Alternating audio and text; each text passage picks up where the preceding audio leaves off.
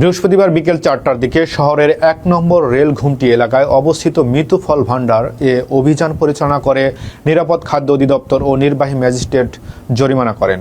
অভিযান চলাকালে দোকানের মালিক মোহাম্মদ মাকসুদ আলম আম ট্রয়ের বৈধ রসিদ প্রদর্শন করতে ব্যর্থ হন এবং অপরিপক্ক আম কেনাবেচার বিষয়টি স্বীকার করেন।